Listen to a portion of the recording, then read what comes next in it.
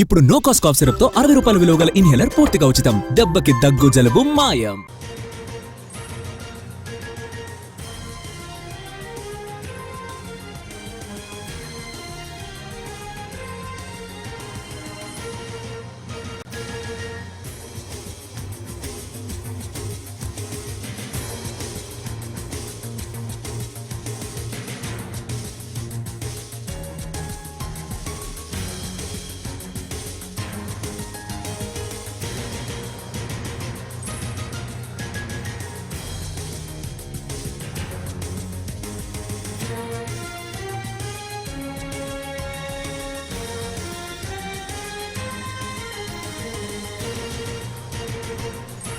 ఎస్పీల పనితీరు శాంతి భద్రతల కోణంలో సుదీర్ఘ కసరత్తు చేశారు సీఎం చంద్రబాబు.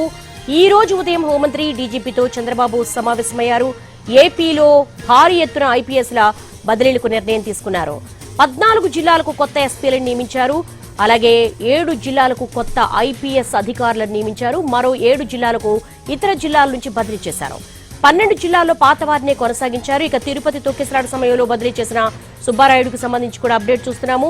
ఎస్పీల పనితీరు శాంతి భద్రతల కోణంలో ఈ బదిలీ నిర్వహించారు. తిరుపతి ఎస్పీగా సుబ్బారాయుడు నియామకం జరిగింది. అలాగే తొక్కిసలాట సమయంలో ఎస్పీ సుబ్బారాయుడును బదిలీ చేశారు.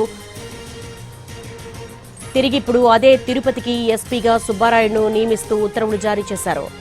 ఇక 14 జిల్లాలకు కొత్త ఎస్పీలను నియమించారు. దీనికి సంబంధించి కూడా అప్డేట్ చూస్తున్నాము. 12 జిల్లాల్లో పాత వారినే కొనసాగించింది ప్రభుత్వం. తిరుపతి తొక్కిసలాట సమయంలో బదిలీ చేసిన సుబ్బారాయుడిని తిరిగి అక్కడే నియమించారు. మొత్తం రాష్ట్రంలో శాంతి భద్రతలు అలాగే ఎస్పీల పనితీరు ఆధారంగానే ఈ బదిలీలు జరిగినట్టుగా తెలుస్తోంది. దీని మీద సుదీర్ఘ కసరత్తు చేశారు. కృష్ణా జిల్లా ఎస్పీగా విద్యాసాగర్ నాయుడును నియమించారు. ఇప్పుడిప్పుడే గుంటూరు ఎస్పీగా వకుల్ జిందాల్ పేర్లు కూడా బయటకు వస్తూ ఉన్నాయి. బాపట్ల ఉమామహేశ్వరరావు, నెల్లూరు అజిత వేజండ్ల, పల్నాడు ఎస్పీగా డి కృష్ణారావు, తిరుపతి ఎస్పీగా సుబ్బారాయుడును తిరిగి అదే పోస్టింగ్ ఇచ్చారు.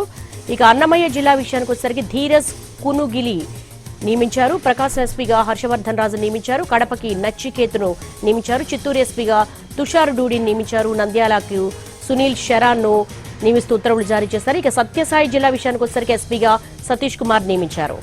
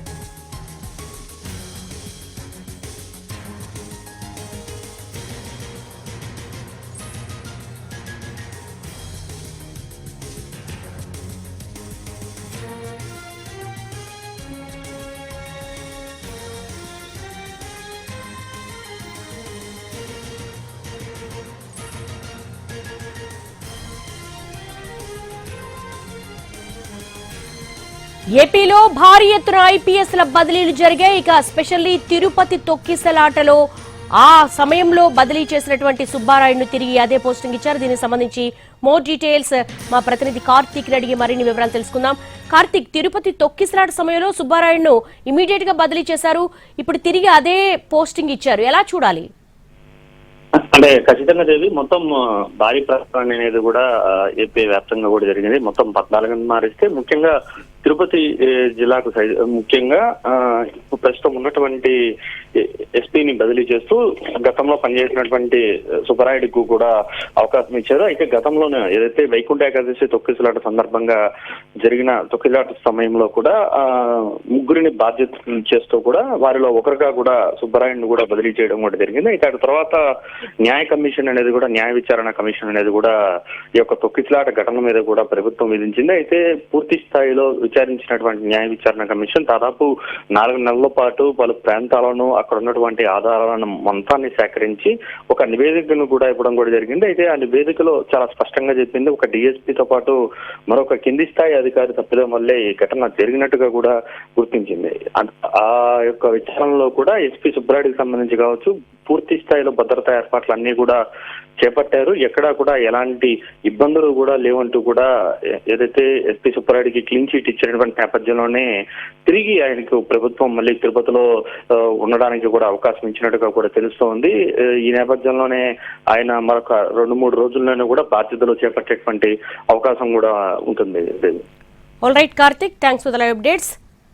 ఐపీఎస్లు బదిలీలు జరిగాయి.